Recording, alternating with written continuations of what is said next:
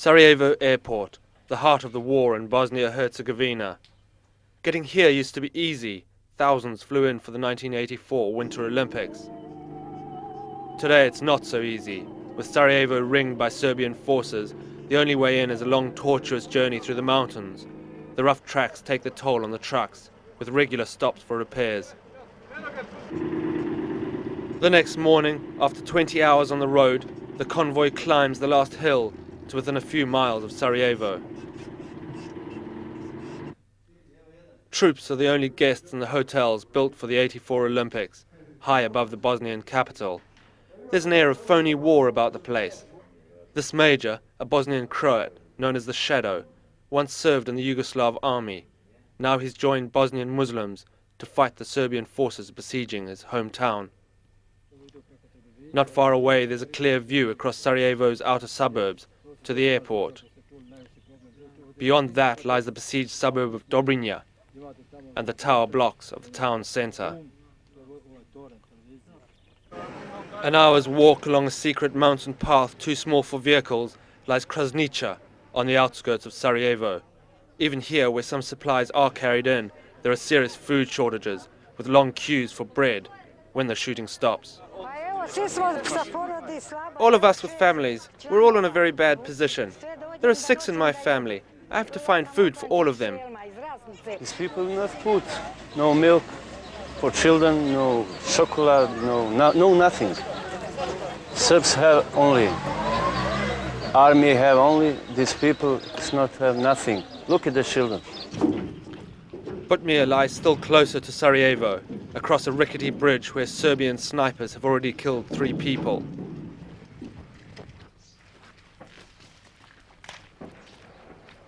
Through the shattered buildings lies the focus of international attention, the airport itself.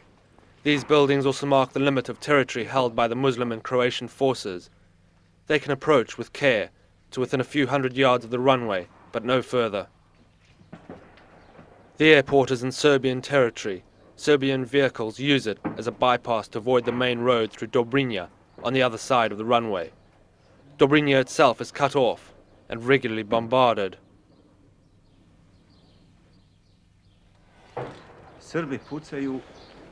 The Serbs are constantly firing into Dobrinja to interfere. They want to make it look as if the Bosnian defense forces are attacking the airport.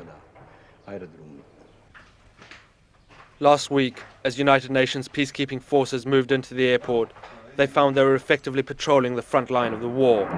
Muslim and Croat forces watched the UN trying to secure the runway, to open it for relief supplies to come in. But the Serbian forces remained defiant, simply operating around the UN troops. As the ceasefire crumbled under Serbian artillery barrages, it's clear the Serbs are not going to release the grip on Sarajevo airport, not without a fight. And it's the only hope for bringing food to more than 300,000 starving people. For Sarajevo's families, surviving on little more than nettle soup, the success or failure of the UN's mission is crucial. After 2 months under siege, with Serb forces controlling all road routes into the Bosnian capital, an airlift was their only hope of avoiding starvation.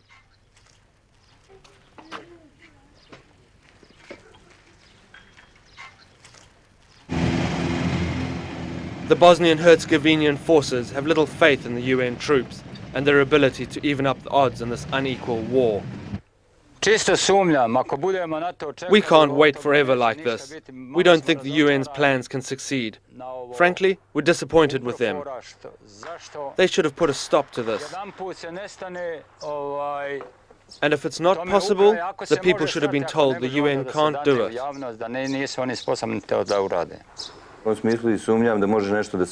I don't believe the UN can do anything here. We're not talking about the regular armies of 2 countries. These are all informal groups, some of which are fighting for their own objectives, like bands of marauding thieves. They're not interested in peace.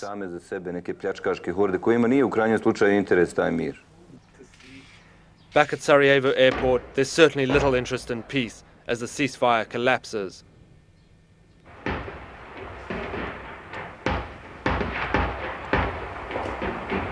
After a few hours, the UN forces have had enough and pull out. With so much fighting going on, there isn't much work for peacekeepers. Once they're gone, Serbian forces quickly re-establish themselves along the runway and the fighting intensifies.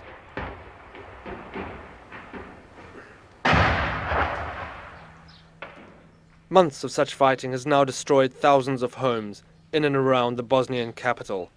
Quiet rural neighborhoods have been transformed into scarred battlegrounds, where residents scurry between houses and develop an instinctive fear of being in open spaces.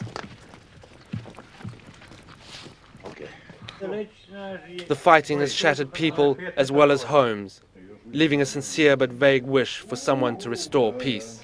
United Nations are peaceful, but we need somebody who's going to make peace here, not to keep peace.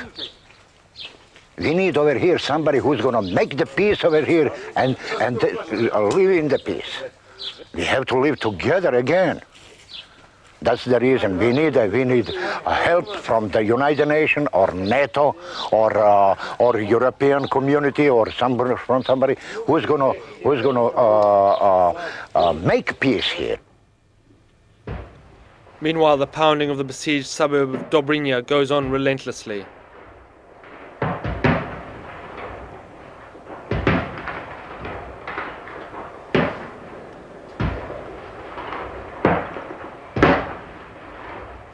The Bosnian forces have few heavy weapons and can do little against the Serb artillery and mortars ranged against them from the airport and surrounding hills.